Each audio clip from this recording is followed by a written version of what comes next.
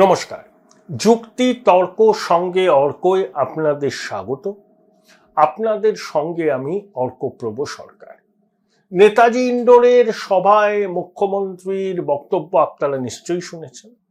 সেখানে মুখ্যমন্ত্রী যোগ্য চাকরিহারাদের উদ্দেশ্যে বলতে গিয়ে কি বলেছিলেন, যে আমি আইনজীবীদের নিয়োগ করছি, রিভিউ পিটিশন দাখিল হবে। কোন কোন আইনজীবীদের নামও বলেছিলেন: অভিষেক মনু সিংভি, কপিল সিব্বল, রাকেশ দ্বিবেদী এবং কল্যাণ বন্দ্যোপাধ্যায়। অভিষেক মনু সিংভি কিন্তু ঝুলি থেকে বেড়ালটা বার করে দিয়েছে। এই যে আহমেদাবাদে কংগ্রেসের অধিবেশন বসেছে, সেখানে অভিষেক মনু সিংভি ছিলেন। রাহুল গান্ধী শুভঙ্কর সরকারদের সাথে কথা বলে রাষ্ট্রপতি দ্রৌপদী মুর্মুকে চিঠি লিখেছেন, বলেছেন যে যোগ্যদের চাকরি যেন থাকে, সেটা যেন নিশ্চিত করা হয়। তারপরে অভিষেক মনু সিংভির সঙ্গেও রাহুলের কথা হয়, অভিষেক মনু সিংভির সঙ্গে মমতা বন্দ্যোপাধ্যায়েরও কথা হয়। সেখানে সাংবাদিকদের অভিষেক মনু সিংভি বলেন যে আমার সঙ্গে রাহুল গান্ধীরও কথা হয়েছে, মমতা বন্দ্যোপাধ্যায়েরও কথা হয়েছে, তবে আমি মনে করি যে এই রায় পুনর্বিবেচনা করার আবেদন করা যেতেই পারে, কিন্তু আদৌ রায় কি পুনর্বিবেচিত হবে, ক্ষেত্রটা খুব সংকীর্ণ। সুপ্রিম কোর্ট সর্বোচ্চ বিচারালয় প্রধান বিচারপতির ডিভিশন বেঞ্চ যে রায় দিয়েছেন, সেই রায় রিভিউ পিটিশন হলেও পুনর্বিবেচনার ক্ষেত্রটা খুবই সংকীর্ণ। মুখ্যমন্ত্রী কিন্তু এই কথাটা নেতাজি ইন্ডোর স্টেডিয়ামে বলেননি যে অভিষেক মনু সিংভির মতো আইনজীবী মুখ্যমন্ত্রীর সঙ্গে কথোপকথনে তার নিজের এই মতটা জানিয়েছেন যে রায় পুনর্বিবেচনা হওয়ার পরিসরটা খুবই সংকীর্ণ। তিনি এটাও বলেছেন যে অনেক যোগ্য ছিল, অযোগ্যও আছে। যোগ্য অযোগ্যদের ডিমার্কেশনটা সুপ্রিম কোর্ট করে দিলে সুবিধা হতো। দেখুন, যোগ্য অযোগ্য তো আছেই, প্রশ্নটা হচ্ছে যে অযোগ্যদের সংখ্যাটা কত, এটা কে ঠিক করবে? সুপ্রিম কোর্ট কিভাবে বলবে যে এরাই অযোগ্য? তার জন্য তথ্য দিতে হবে সিবিআই কে এবং এসএসসি কে। দুপক্ষই তথ্য দিয়েছে। সিবিআই একটা সংখ্যা দিয়েছে, এসএসসি একটা সংখ্যা দিয়েছে। এসএসসি একবার সংখ্যা দিয়ে থেমে থাকেনি, বেশ কয়েকবার বিভিন্ন রকম সংখ্যা দিয়েছে। যখন জিজ্ঞেস করেছে আদালতে মাননীয় বিচারপতিরা এসএসসির আইনজীবীকে যে এই যে সংখ্যাটা আপনারা বলছেন এটাই ফাইনাল তো, এর বাইরে আর কেউ অযোগ্য নেই তো, তখন কিন্তু এসএসসি দায়িত্ব নিয়ে বলতে পারেনি যে আমরা যে সংখ্যাটা দিচ্ছি মাই লর্ড এটাই সম্পূর্ণ সংখ্যা, এর বাইরে একজনও অযোগ্য নেই। তাহলে তো ল্যাটা চুকে যেত। সিবিআইও বলতে পারে, এসএসসিও বলতে পারে। সবাই বলছে বিরাট সংখ্যায় অযোগ্য আছে, কিন্তু সংখ্যাটা যখন জানতে চেয়েছে সুপ্রিম কোর্ট, তখন এসএসসি একবার এক এক রকম সংখ্যা বলে পরিস্থিতিকে আরো গুলিয়ে দিয়েছে। 17 রকম দুর্নীতি হয়েছে পুরো নিয়োগ প্রক্রিয়া। আইনের হাত পা খুব বাঁধা। আইন তথ্য প্রমাণের উপর ভিত্তি করে কিন্তু জাজমেন্ট হয়। সেখানে চোখের জল, সহানুভূতির আমরা ফিল করতে পারি, কিন্তু আইনের কাছে কিন্তু সেগুলোর কোনো মূল্য নেই। আইন তথ্য প্রমাণের উপর চলে। এসএসসি এবং সিবিআই যখন অ্যাকিউরেট অযোগ্যদের সংখ্যা দিতে পারেনি, তখন মহামান্য সুপ্রিম কোর্টের প্রধান বিচারপতি ডিভিশন বেঞ্চ এই রায়টা দিয়েছে। অভিষেক মনু সিংভি পোরখাম আইনজীবী, দীর্ঘদিন তিনি সুপ্রিম কোর্টে সওয়াল করছেন। তিনি জানেন তো কোন রায় রিভিউ পিটিশন হলে পুনর্বিবেচনার সম্ভাবনা থাকে। যে কেউ কোনো রায়কে রিভিউ পিটিশনের জন্য আবেদন করতে পারেন, কিন্তু অভিষেক মনু সিংভির বক্তব্য সেই পরিসরটা এখানে খুব সংকীর্ণ। এটা তার দীর্ঘদিনের আইনজীবী হিসাবে তার যে বিপুল অভিজ্ঞতা আছে, সেই অভিজ্ঞতার আলোকে তিনি কথাটা বলেছেন। কিন্তু মমতা বন্দ্যোপাধ্যায় বেমালুম এটা কিন্তু চেপে গেলেন। অভিষেক মনু সিংভি যে এই কথাটা বলেছেন মুখ্যমন্ত্রীকে, সেটা তিনি বেমালুম চেপে গেলেন। আসলে ওই শাক দিয়ে মাছ টাকার, ওই আর একটু সময় কেন, ওই যে রিভিউ পিটিশন দাখিল করেছে আর একটু সময় কিনে নাও।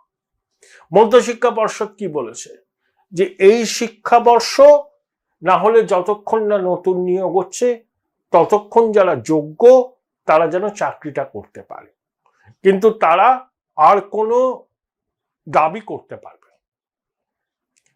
মধ্যশিক্ষা পর্ষদের এটা কাতর আবেদন সুপ্রিম কোর্টে। আবার রাজ্য সরকার বলছে আমরা রিভিউ পিটিশন দাখিল করব।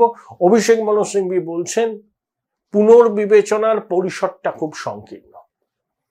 আবার মুখ্যমন্ত্রী বলছেন তার plan B, plan C, plan D, plan E ready আছে। ঘেঁটে ঘ বলে না, ঘেঁটে ঘ করে দিয়েছে এরা। দুর্নীতি ঢাকতে গিয়ে মিথ্যাচার লাগাতার এখনো করছে।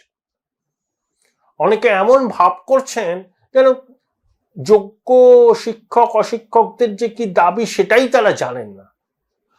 ওদের সঙ্গে আলোচনা করলে বুঝতে পারবো ওদের মূল দাবিটা কি। ভাবুন,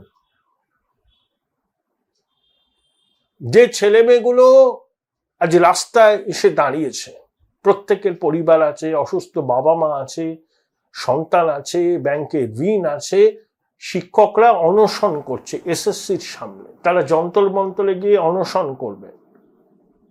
পশ্চিমবঙ্গের ছবিটা দেখুন। আর শাসক বলছে আমাদের উপর ভরসা রাখো। তোমাদের উপর ভরসা কিভাবে রাখবে?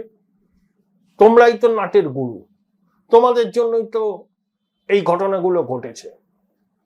পার্থ চট্টোপাধ্যায় যে চাকরি বিক্রি করে টাকা তুলছে সেটা 2021 বিধানসভা নির্বাচনের আগে শাসক দল জানতো। স্বয়ং কুণাল বাবু সাক্ষাৎকারে এই কথাটা বলেছেন।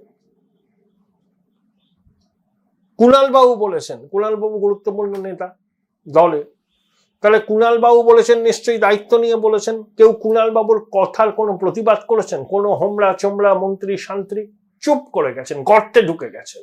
সব জানতো এরা, প্রশ্রয় দিয়েছে। ভেবেছিল এমনি করেই যায়, যদি দিন যাক না। এবং পার্থবাবু একা সবকিছু তো হজম করেছেন তা নয়, সেখানেও ভাগ বাটোয়ারা হয়েছে।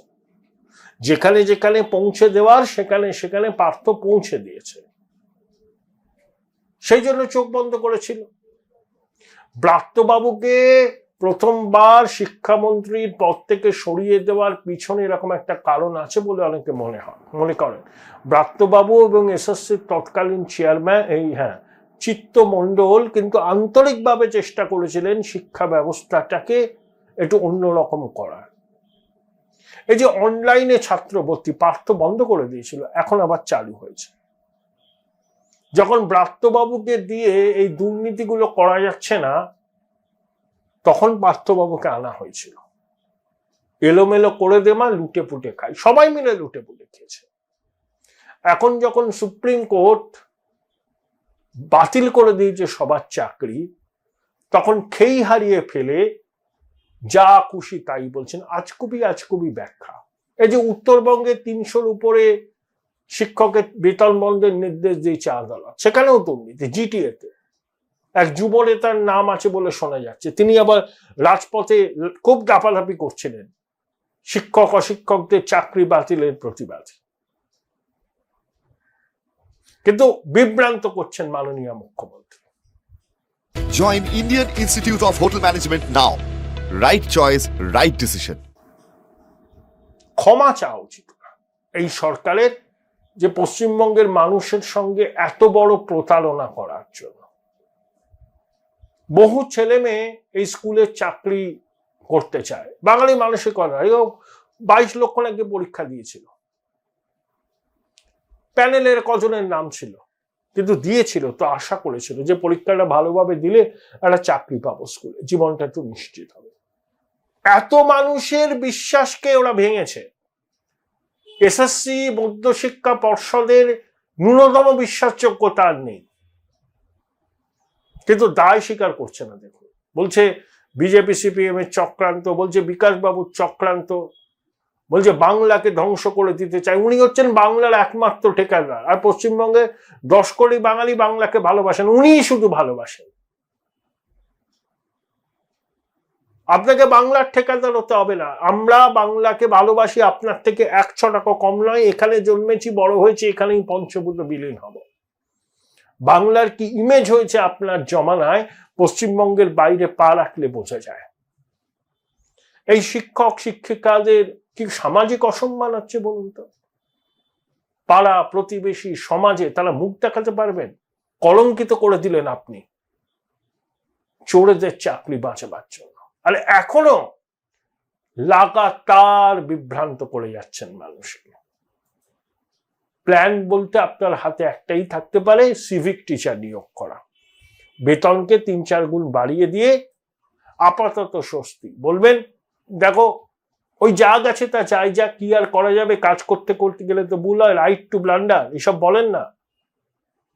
সরকারের সীমিত আর্থিক ক্ষমতা, তার মধ্যেও আমি চেষ্টা করলাম, দেখো এই বেতন দিতে পারি, তোমরা চাকরিটা করো, আমি দেখছি কিভাবে আরো তোমাদের ব্যাপারটাকে পুরোপুরি ফাইনালাইজ করা যায়। এভাবে একটা নির্বাচন কাটিয়ে দেবেন।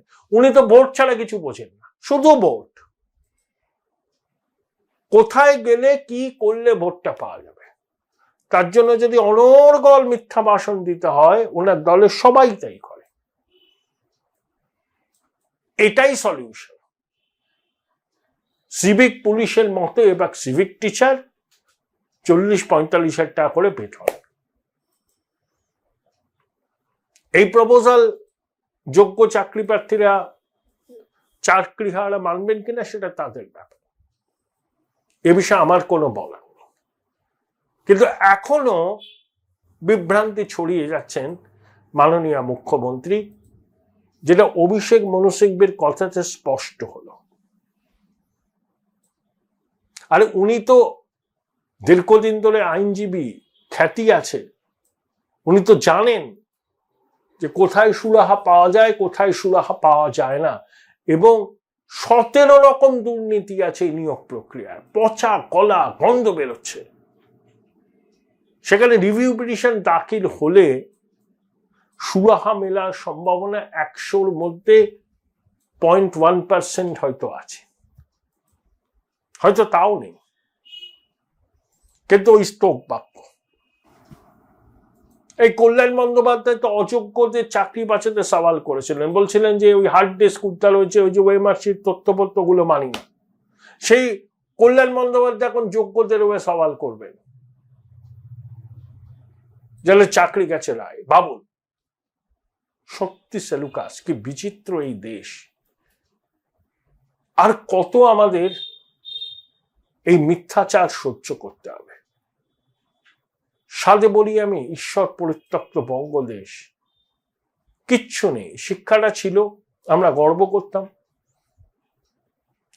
স্কুল শিক্ষার মেরুদণ্ডটাই ভেঙে দিল এরা। এরপর তো প্রাথমিক আছে, সেখানে যে কি অপেক্ষা করছে আমরা জানি না। তাও বঙ্গবাসীর সঙ্গে